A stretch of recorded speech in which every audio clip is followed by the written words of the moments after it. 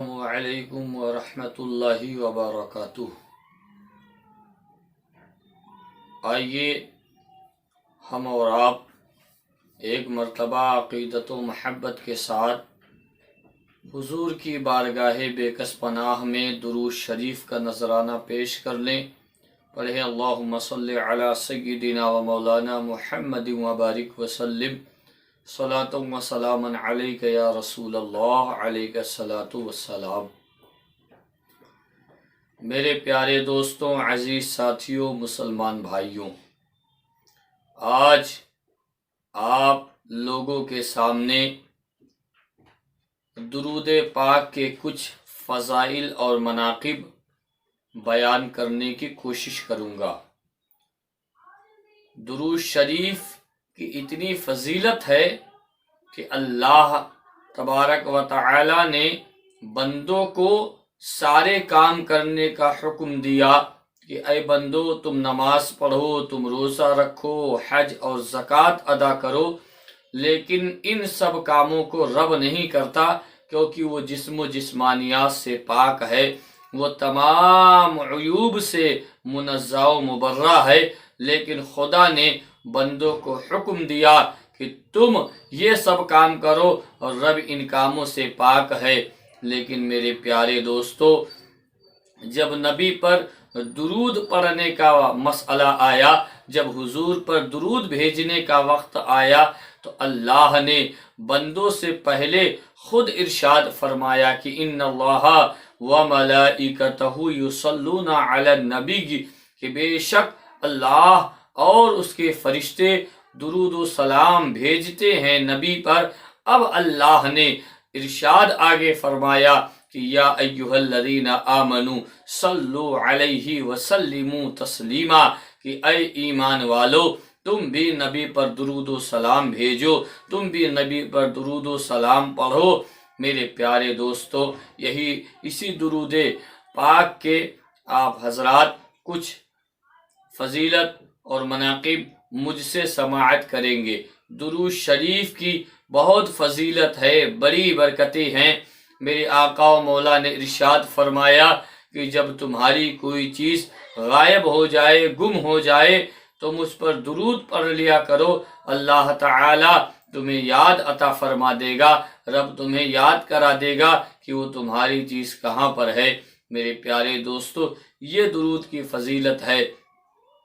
دوسری حدیث مقدسہ میں اللہ کے نبی نے ارشاد فرمایا کہ جو مجھ پر درود پڑھتا ہے، جو مجھ پر درود بھیجتا ہے، اس کے گناہ ایسے جھڑ جاتے ہیں، اس کے گناہ ایسے ختم کر دیے جاتے ہیں کہ جیسے موسم گرما میں، یعنی گرمی کے موسم میں جس طرح سوکھے درخت سے پتے جھڑ جاتے ہیں، اللہ بندوں کے گناہوں کو ان کے اعمال نامے سے ایسے مٹا دیتا ہے، ایسے ختم فرما دیتا ہے۔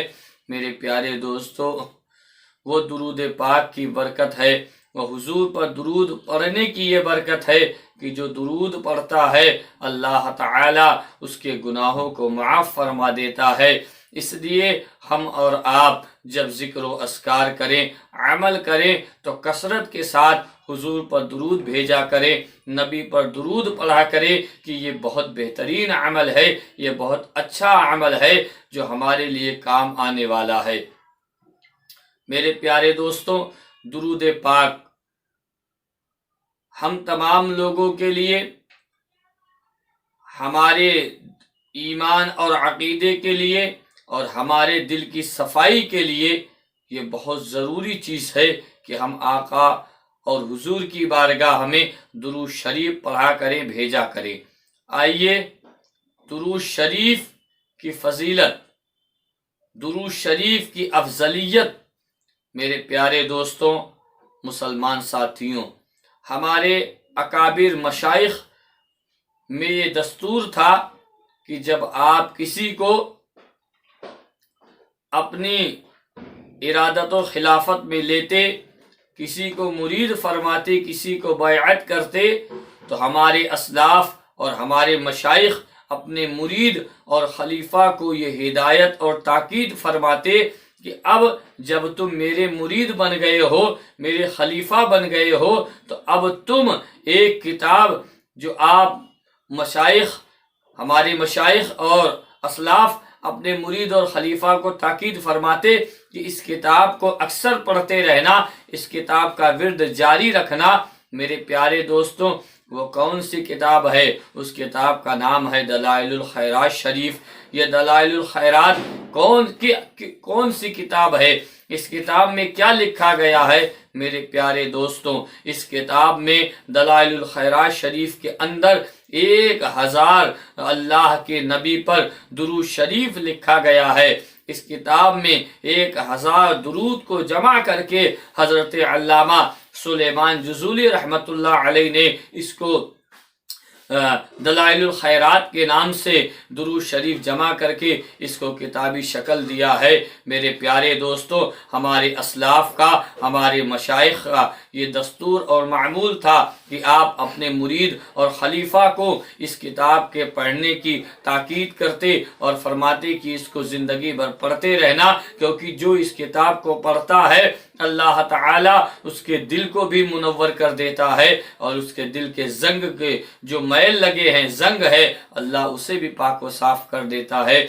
मेरे प्यारे दोस्तों, दुरूद पाक की बड़ी फजीलत है। अब आइए कि जिन्होंने ये किताब लिखी है, इस किताब के उनके लिखने का मकसद क्या था? वो चाहते तो किसी मसले मसाइल की किताब लिख देते, वो चाहते तो तारीख की किताब लिख देते, वो चाहते तो हुजूर की हदीस की कोई किताब जो जमा थी उसको आप और नकल करके किताबी शक्ल दे देते। लेकिन आपने इन सब चीज़ों को नहीं लिखा, बल्कि हुजूर पर दुरूद की किताब को जमा फरमाया, नबी पर दुरूदों को जमा करके एक किताबी शक्ल दिया। इसकी वजह क्या है? तो वो खुद बयान फरमाते हैं हज़रत अल्लामा सुलेमान जुजूली रहमतुल्लाह अलैह कि एक मर्तबा हम तमाम लोग, मैं भी था, मेरे साथ में और मेरे साथी थे, हम सफ़र पे जा रहे थे, तबलीग इस्लाम के लिए कहीं जा रहे थे। रास्ते में हमें प्यास लगी और नमाज का वक्त हो गया। हमने अपने साथियों से कहा कहीं पानी के लिए कुआं तलाश करो। मेरे साथी ने एक कुआं तलाश किया। हम तमाम लोग उस कुएं के पास जाकर जमा हो गए, खड़े हो गए। अब हम ये सोचने लगे कि इसका पानी कुएं का निकाला कैसे जाए, क्योंकि हमारे पास निकालने का कोई रास्ता नहीं है, हमारे पास निकालने का कोई सामान नहीं है कि जिससे कुएं के अंदर से पानी निकाला जाए। आप फरमाते हैं कि हम तमाम लोग कुएं के किनारे खड़े होकर यही सोच रहे थे कि अब इसका पानी हम कैसे निकालें ताकि हमारी प्यास के लिए काम आए और हम वज़ू करके रब के शुक्र को अदा करें, रब का शुक्राना अदा करें। फरमाते हैं अल्लामा सुलेमान जुजूली कि काफ़ी देर जब हम लोग खड़े रहे तो एक बच्ची आती है जिसकी उम्र अनकरीब 10 या 12 साल की है। उसने कहा ए मुसाफिरों, तुम क्यों खड़े हो? आप फरमाते हैं कि हमें पानी की ज़रूरत है, हमें पानी पीना है और इस पानी से वज़ू करना है। उस बच्ची ने कहा तो फिर पानी ले लो। और आपने फरमाया कि पानी ले तो किससे लें, हमारे पास पानी लेने का कोई सामान नहीं है कि जिससे कुएं से पानी निकाला जाए। जब बच्ची ने इतना सुना तो उस बच्ची ने कहा ठीक है, लाओ मैं तुम्हें पानी निकाल कर दे देती हूँ। मेरे प्यारे दोस्तों, मुसलमान भाइयों, वो बच्ची कुएं के किनारे गई, कुएं के करीब गई और उसने थूक दिया। उसका थूकना था कि अल्लाह की कुदरत देखिए कि उस पानी में एक उबाल आता है, पानी में एक जोश आया और पानी ने, कुएं ने अपना सारा पानी जमीन के ऊपर लाकर फेंक दिया, यानी कुआं बहने लगा, पानी उसके चारों तरफ इधर उधर बहने लगे। जब हजरत अल्लामा सुलेमान जुजूली ने यह वाक़या देखा तो आपका दिल कांप गया, आप परेशान हो गए। आपने बच्ची से पूछा ए बेटा ये तो बताओ कि खुदा ने तुम्हारे ज़बान में इतनी तासीर कैसे दे दी है, रब ने तुम्हारी ज़बान को इतना तासीर वाला कैसे बना दिया है? वो बच्ची कहती है कि जब मैं और मेरे पूरे घर के लोग हम रात में जब अपने तमाम कामों से फारिग हो जाते हैं तो हम ہم خالی وقت میں بیٹھ کر اور کوئی عمل نہیں کرتے اور کوئی نیک کام نہیں کرتے، بس ہم اپنے آقا کے اوپر درود پڑھتے ہیں، نبی کے اوپر درود پڑھتے ہیں، مدینے والے پر درود بھیجتے ہیں، یہ اسی درود کا صدقہ ہے، یہ اسی درود کا صدقہ ہے جو اللہ نے ہماری زبانوں میں یہ تاثیر عطا فرما دی ہے کہ اللہ تعالی ہم جس مقصد کے لیے اپنے زبان کو استعمال کرتے ہیں، اللہ اس میں ویسی برکتیں عطا فرما دیتا ہے، اللہ اس میں ویسی رحمتیں عطا فرما دیتا ہے۔ حضرت علامہ سلیمان جزولی نے جب اس بات کو سنا تو آپ نے اپنے سفر کو ملتوی کر دیا اور اپنے گھر چلے آئے اور سارے معاملات کو موقوف کر دیا اور دل میں یہ عہد کر لیا کہ جس نبی پر درود پڑھنے کی ایسی فضیلت، خدا کے قسم آپ نے فرمایا کہ میں نے اس کے بعد سے اپنے سارے کام موقوف کر کے میں اپنے نبی پر درود لکھنے لگا، میں اپنے نبی پر درود پڑھنے لگا، اور یہ درود لکھنے کا صلہ ہے کہ اللہ نے ان کو اپنی بارگاہ کا مقبول بنایا اور رب نے دنیا میں انہیں مقام و مرتبہ عطا فرمایا، اور آپ نے 1000 درود پاک کو جمع فرما کر ایک کتابی شکل دے کر، جس کتاب کا نام دلائل الخیرات شریف ہے، اسے جمع فرمایا، اسے تحریر فرمایا اور ہم تمام لوگوں کے سامنے پیش کر دیا۔ ہمارے لیے ایک بہترین کار خیر آپ نے پیش فرما دیا۔ میرے پیارے دوستوں، وہ حضور پر درود پڑھنے کا صلہ ہے، نبی پر درود پڑھنے کا صلہ جو اللہ تعالی بندے کو دنیا میں بھی عطا فرماتا ہے اور آخرت میں بھی دیتا ہے۔ اس لیے میرے پیارے دوستوں، مسلمان بھائیوں، آپ تمام لوگ کثرت کے ساتھ حضور پر درود پاک پڑھا کریں، نبی پر درود بھیجا کریں، کیونکہ اس عمل کو اللہ تعالی ضرور قبول فرماتا ہے کہ جو نبی پر درود پڑھا جائے۔ اللہ تعالی ہم تمام لوگوں کو حضور پر درود پڑھنے کی توفیق عطا فرمائے اور ہمارا یہ نذران عقیدت اللہ نبی کی بارگاہ میں قبول فرمائے، حضور کی بارگاہ میں قبول فرمائے۔ اللہ تعالی ہمیں اسلام پر زندہ رکھے، اسلام پر موت عطا فرمائے اور مذہب اسلام، مشرب سرکار غریب نواز اور مسلک اعلی حضرت پر مولا زندگی بھر مضبوطی کے ساتھ قائم و دائم رکھے، ہمیں ایمان پر زندہ رکھے اور مولا ایمان پر ہمیں موت عطا فرمائے۔